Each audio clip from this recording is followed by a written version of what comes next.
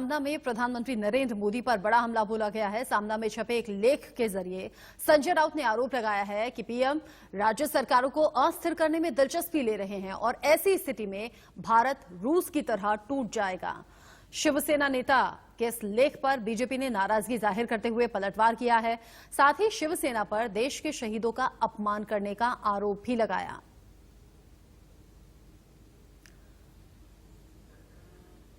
शिवसेना के मुखपत्र सामना में इस लेख के जरिए प्रधानमंत्री पर आरोप, इसमें लिखा है सरकार के पास पैसा नहीं है लेकिन उसके पास चुनाव जीतने के लिए सरकारें गिराने और बनाने के लिए पैसा है।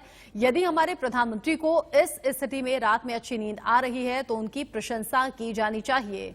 एक तरीके से तंज कसा है सामना में लिखे गए इस लेख के जरिए प्रधानमंत्री नरेंद्र मोदी पर सीधे सीधे। अभिषेक ज्यादा अपडेट के साथ जुड़ गए हैं मुंबई से इसी खबर पर हमारे साथ।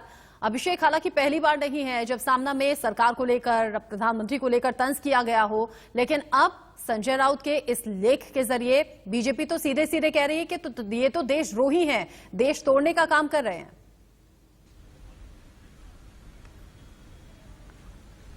बिल्कुल, इसीलिए बड़ा आरोप लगाया है कि वह शहीदों का अपमान कर रहे हैं और साथ ही साथ जवानों का अपमान कर रहे हैं। और एक देखिए साफ है कि सामना में इतना ही नहीं बल्कि और तंज कसते हुए कहा गया है कि जिस तरीके से जो बॉर्डर पर जो चाइना के जो सैनिक घुस आए थे और उनको हमारे भारत के तमाम जमीन को कब्जा कर लिया, ऐसा एक बड़ा आरोप भी लगाया है उस सामना में। और साफ साफ कहा गया है कि 2020 काफी बुरा रहा है, 2021 का आगाज कैसे होगा, क्या क्या लोगों को मिलने वाला या किसी को अब तक पता नहीं है। और यही कारण है कि इतना ही नहीं बल्कि संसद भवन जो नया बन रहा है 1000 करोड़ रुपए खर्च करके वह संसद भवन बनाने को लेकर भी तंज कसा है। शिवसेना ने कहा है कि यह शायद किसी और के लिए यूज होता तो शायद अच्छा होता, लेकिन यह बनाया जा रहा ताकि जिसके आम पब्लिक के किसी यूज का नहीं है। तो तमाम मुद्दे को लेकर देश के प्रधानमंत्री नरेंद्र मोदी को साथ ही बीजेपी पर निशाना साधा गया है कि किस तरीके से यह क्षेत्रीय पार्टियां हों, राज्य में जो अन्य दलों की पार्टियां हैं जहां पे बीजेपी सरकार नहीं है, उनको किस तरीके से परेशान किया जाए, यह काम बीजेपी कर रही है। लेकिन बीजेपी ने पलटवार बिल्कुल किया है कि यह जिस तरीके से कह रहे हैं इसका साफ संकेत जाता है कि